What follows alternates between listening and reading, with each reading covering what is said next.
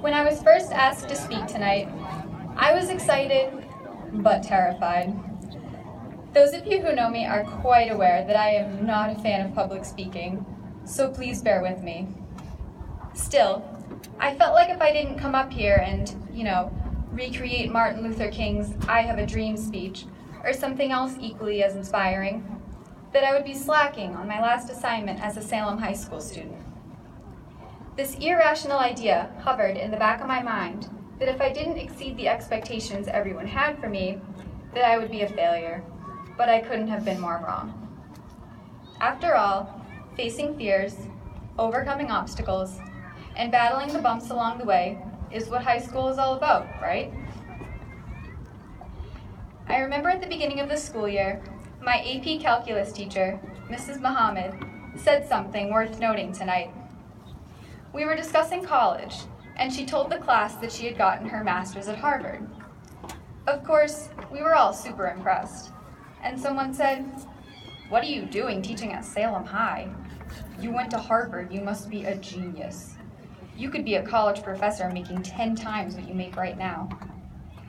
Her response to this commentary really stuck with me.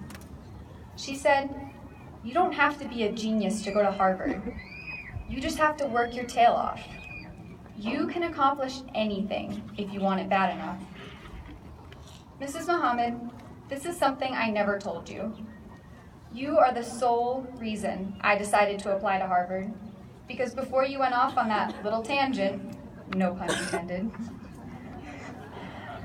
I really didn't feel worthy. I don't think you realize the impact you have on your students. I'm sure I'm not the only one, because you clearly have a deep passion for what you do. But you have truly changed my life, and I don't think I will ever be able to thank you enough for that. In fact, I bet if you asked the graduates who sit before you, each one of us could identify a number of people who have influenced our high school years. To all of you, we send our profound thanks. No, my friend.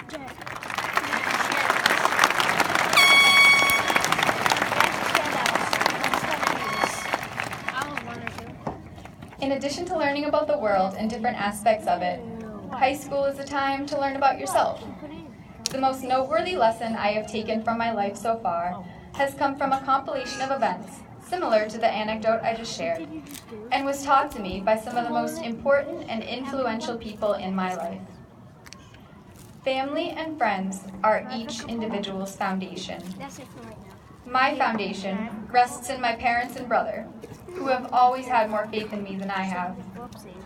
They, along with my closest friends, some of whom date all the way back to 7th grade, 1st grade orientation, and practically birth, have provided the support necessary for me to succeed. I credit my love for learning to my 5th grade teacher, Mrs. Cianciolo, who was the first to recognize my potential besides my immediate family. Thankfully, I've changed quite a bit since then, but I don't think I'm alone when I say that I have probably grown up more this past year than I have since I stopped wearing diapers. Haven't we all in some way? Some of us have decided on our future careers, me included, with the help of my 2 health science technology teachers and pretty much second and third mothers, Mrs. Cook and Mrs. Parent.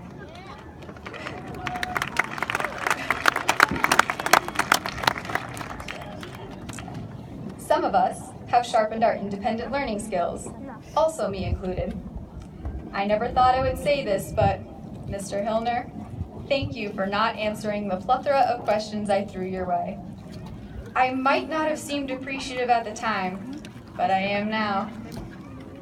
And finally, some of us have achieved goals we never thought possible. For me, this was done with the help of my incredible former teacher, Mr. Slovik, who was able to turn all of my college essays from trash to treasure.